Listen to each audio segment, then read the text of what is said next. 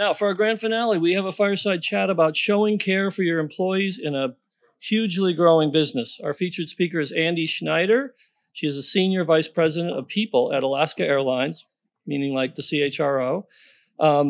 This has been consistently rated as one of America's best airlines. Andy began her career as the airline's manager of financial accounting and has held roles including VP of in-flight services. She earned her BA from Gonzaga and an MBA from the University of Washington. Interviewing Andy will be Joey Thompson, a reporter at the Puget Sound Business Journal. He, like Andy, is a graduate of Gonzaga. We planned it this way. This is an all Bulldogs conversation. He was editor-in-chief of the student newspaper. He joined the Puget Sound Business Journal in 2021 and covers airlines, hospitality, and the retail industry. So please join me in welcoming Andy and Joey for this grand finale conversation. Andy, thank you for taking the time with us today. It's my pleasure. We start off by telling everybody a little bit about sort of your career background. I know you've worn a lot of hats at Alaska and how you got to your current role. Well, I started there when I was 5, and that was after a little stint in public accounting. But I have been at Alaska for a very long time. Little fun fact, I think our total revenue the year I was hired is about what we make in a month these days.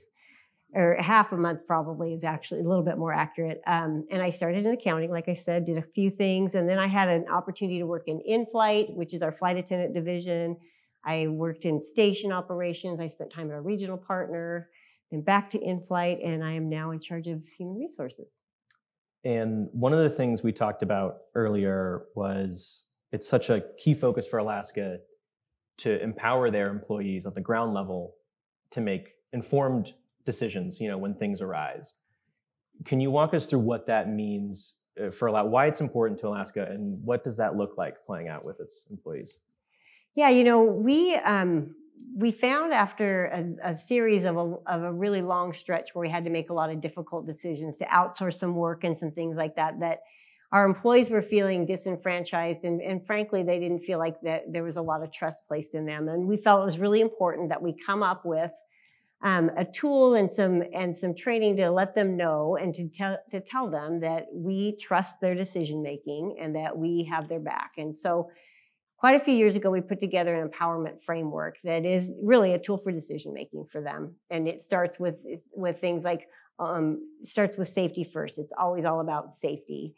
And it allows them to use their discretion in any given situation to make a decision that's in favor of the guest. And when we rolled this out, we told them, and we did it through a series of workshops that were face-to-face. We let them know that if they follow this decision-making framework and they do something for the guest, they, whatever they need to do, they comp a bag or they do whatever, we'll have their back, that they have the full right of decision. And I think it's been super important. Nobody has better knowledge about what's happening in an employee guest situation than the person right there in the front of it.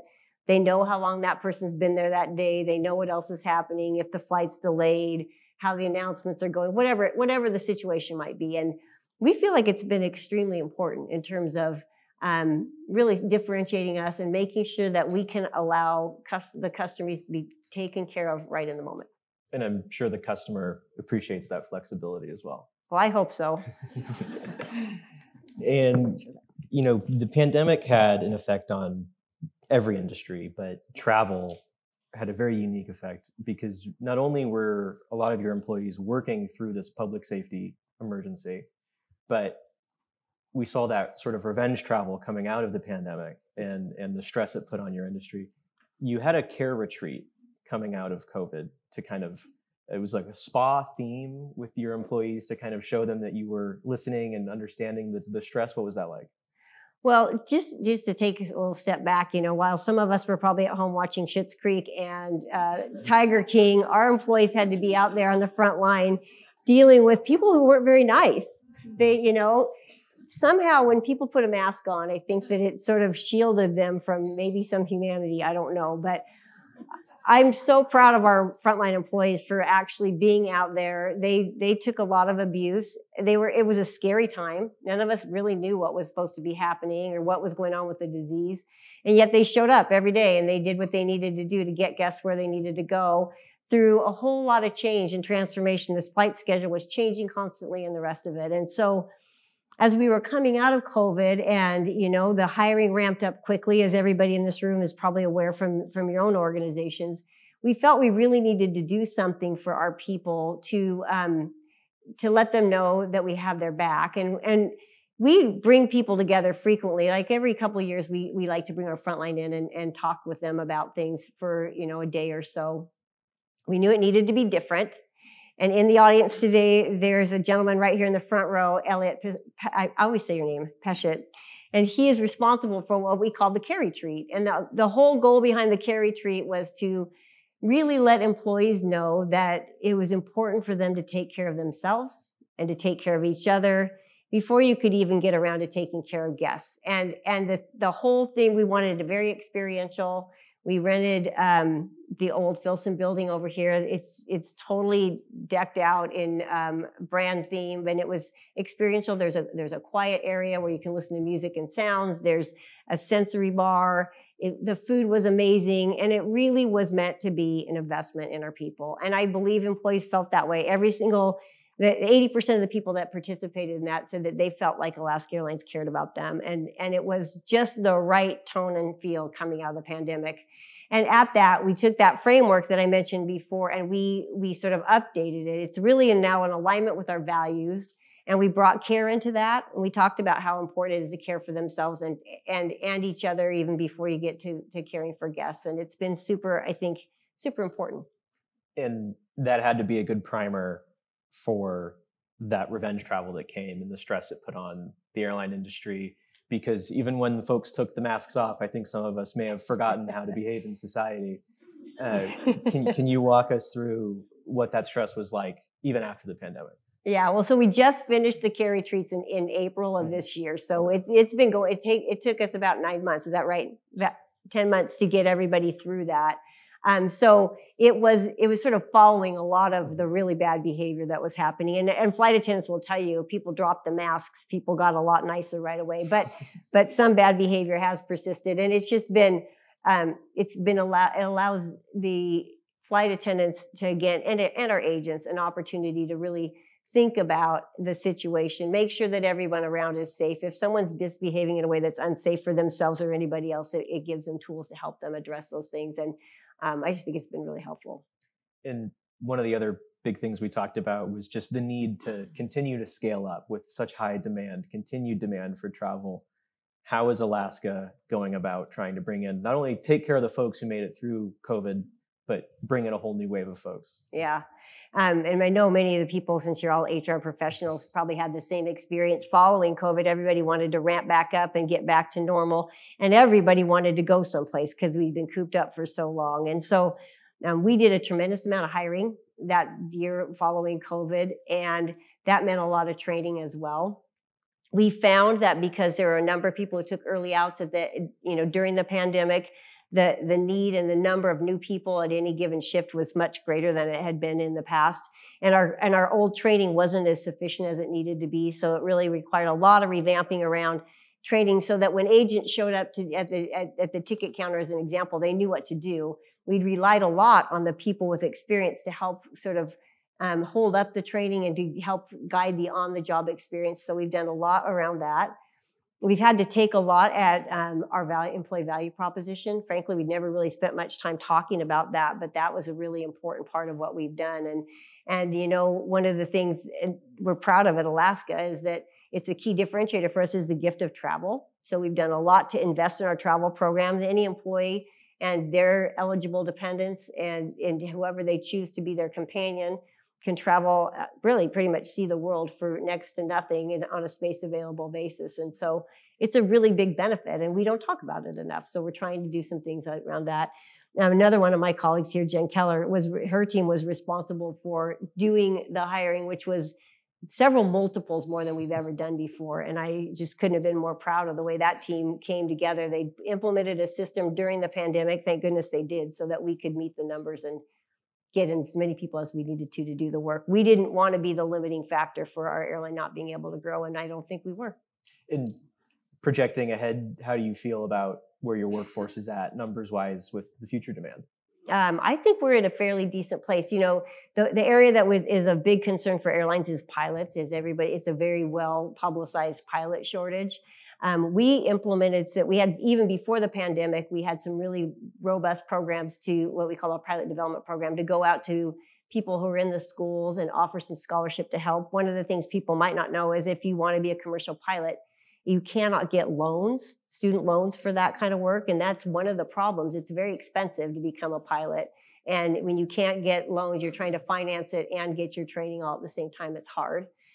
We stood up in what we call the Ascend Academy, and it's a full school that people interview with us, and they get scholarships to go through that program. It'll take you all the way from start to finish. And we've got programs for anybody at Alaska or Horizon that wants to become a pilot. We find ways to try to help them get there. And pilots is just one example. We've done so much with so many other areas. I honestly, IT, analytics, flight attendant, technician, if you want to get there, there's ways to make it happen. And then we just have a traditional education assistance program, which for many years we didn't really have a formal program. And when you're addressing that in hiring, you know, one of the things we talked about was the career pathways within Alaska. And even talking about your own career, how do you sell that to prospective employees? Well, it's part of our employee value proposition, is that we want people to be able to come to Alaska and build their career. And so we take an active interest in that. We do some mentorship programs. We have a leader academy where anyone who wants to take the leadership track can come in. They can take mandatory classes based on where their position is, or they can take classes that they just want to because they're interested. And we really work to try to connect people with other people who can help them and talk about their own career paths. And one of the things we find, our business is complicated, and the best way to get the right people is to get people who have sort of grown up. You bring so much knowledge with you to the next level, and we really believe in promoting from within. And you even gave an example of a flight attendant at Alaska who then became a pilot, correct? Absolutely. If we have people that work on the ramp that have become pilots, I'll tell you what, those people, when they become pilots, they don't forget their past, and they know what it takes to get there. And they are the most empathetic of all of our, we think of our pilots as leaders out there. They're really powerful leaders. It's pretty cool. In going back to benefits, you talked about kind of highlighting the travel benefit of working in Alaska. Have you seen sort of other trends in what prospective employees are looking for from a benefits perspective in the last few years? Yeah, I'm sure many in the audience probably have had the same experience. Finding your career pathing is important. They want to be invested in, and developed employees do. The other area that we've invested in and just have rolled out this calendar year, so it hasn't been very long, is better mental health services.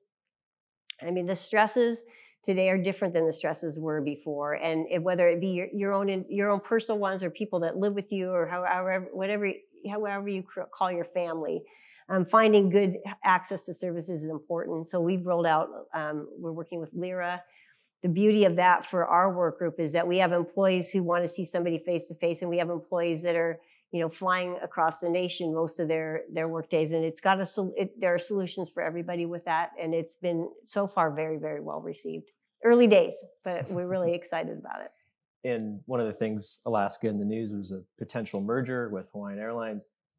When you are working with your current employees' perspective, and you have this other tranche of workers you're hoping to bring into the fold, what are some of the challenges and opportunities with something like that? Well, we're really excited about this opportunity. I've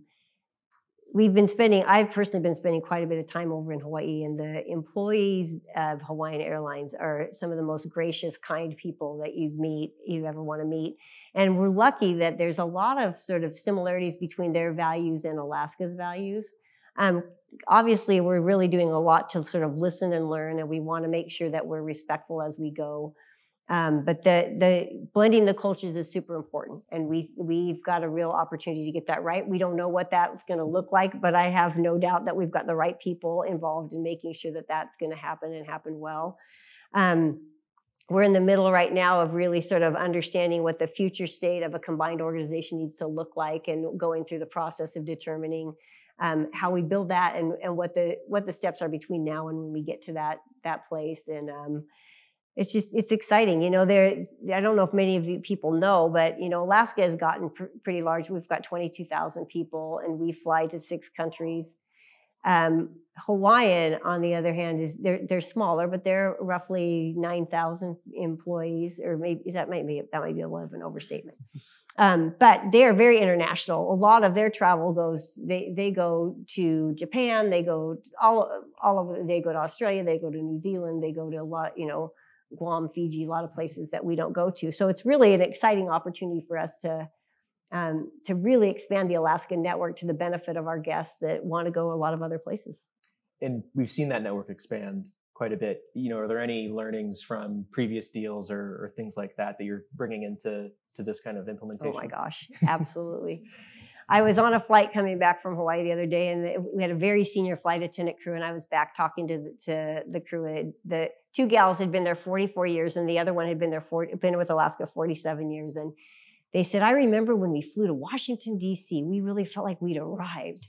And now look at us, like this is so exciting. They are saying, we're never retiring. We love to fly to Honolulu. It's so great. We really pretty much just do one turn to Hawaii once a week, and it's the best thing we've got. And they said, you know, we're going to do this so much better than the last time. And I will tell you, that is true. We learned so much through our acquisition with Virgin America, and a lot of what we learned are the things that we don't want to repeat, and we are working really hard to do that.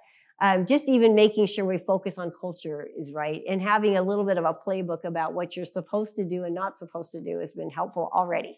I'm already reaping the benefits. And you talk about talking with flight attendants who've been with the company for decades. You know, what are some of those things that make a lifelong Alaska employee kind of like yourself? What do you think contributes to that longevity? Well, you know what? I think that we work to hire well. We work to hire people who are sort of people for others, and people that have sort of a spirit of adventure. And I do think things like the empowerment framework we talked about, the CARE framework, letting people know that we trust them to make good decisions. I think that a lot of our employees really believe that. And I think they've been really proud to be part of our unique history and our heritage. So there's a tremendous amount of pride in Alaska, and we feel like we're sort of the underdog, always fighting to keep up. 85% of the U.S. travel is done by four carriers. The rest of us, you know, JetBlue, Spirit, Frontier, Alaska, Hawaiian, we get the rest of the 15%, and you know, we keep duking it out there, and we're really proud of how we've been able to hold and maintain our own as the underdogs. And as an employer, you know, Alaska has been in the news a bit lately, following the door incident. Yes. What is that? You know, there's so much external noise going on. How do you as an employer talk with your own employees who must have a ton of questions, are fielding questions from the outside? Right. You know, how do you block that out and create sort of an internal line of communication to make sure everybody on the inside is on the same page? Well, I think that's an excellent question. First of all, if anybody in the audience was in fact impacted and had flights canceled as a result of that, I'm really truly sorry. You know, own safety is one of our core values, and I think the fact that we grounded that fleet immediately before anyone told us we needed to really sort of sent an important message to our guests and to our employees to say that we're not messing around here. There's nothing more critical than the safety of our people and the safety of our guests. You don't have an airline for very long if you can't get that right. And we didn't know didn't know what or why the incident happened. I'm really appreciative of the fact that Boeing has stepped up and owned their error, and we will do everything in our part to hold them accountable. But more importantly, we want to make sure that we're sending the right message to our own people too, because we're not going to ask our employees to get back on a plane when we think that there are continued issues. We've got more oversight at Boeing, and our employees know it. Our COO was on the very first flight that happened after that, so that, you know, we're all in this together. And if we don't believe it's safe, it's not going anywhere.